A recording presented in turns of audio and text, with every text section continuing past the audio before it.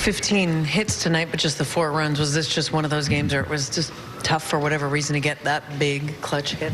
Yeah, we didn't.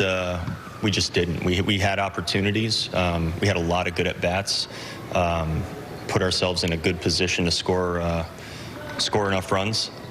Just didn't get the hits with people in scoring position. I don't see anything wrong with the at-bats that we took tonight. I thought the at-bats were just what we were looking for, and sometimes you put them on and don't bring them in when you need to, and it's tough, it's frustrating, but again, I thought the quality of the at-bats were good. Kyle Gibson went into the 7th, got a couple of outs in the 7th. Did he look pretty strong to you tonight? Gibby threw the ball really well. I think we can all point to the one pitch, one swing that put 3 runs on the board for them. It was just a pitch that he would want back and that we would want back. Not really where he wanted to throw it, and we got beat on that pitch. Other than that, he executed really well. He threw the ball really well. He was sharp. I think he... You know, if that pitch is not part of the equation, it's a heck of a start. That suicide squeeze that Chicago executed, how difficult is that to defend when it's executed that well? There's nothing you're going to be able to do about it.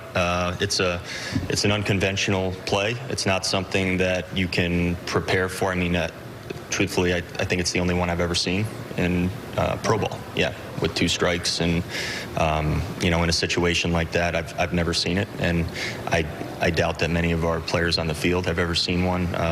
It was well executed. If it's going to play out like that, we will probably give up a run on that every time, because there's really not a lot we're going to be able to do about it. But they put it on, they ran it, and they ran it well. Was there any consideration on the Sano play at the plate about asking if there was a blockage or anything? So those blocking the plate calls are, in some ways, they're challenging to get overturned, and they don't get overturned very often, and they have to be almost to the eye pretty egregious.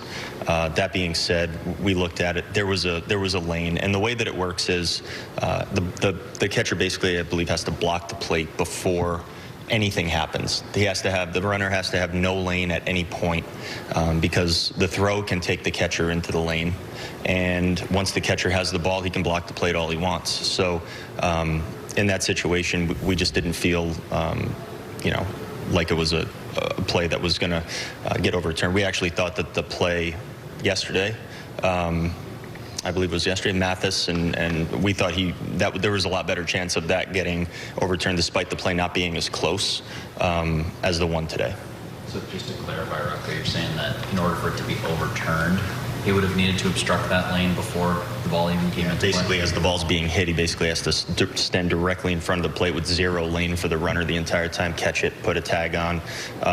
And that's really the only way that it works. And it's very rare. And again, it has to be pretty obvious all the way around for it to get overturned. Is Miguel okay? It looked like, I mean, that's a big collision there. Yeah, he's doing okay. He got his hand, his thumb caught up a little bit in there. He came out fine. He said he could swing. He could, you know, do whatever he needed to do out there, and we believe him. He's a tough guy, and he's going to continue to want to play regardless. But we think he's doing fine.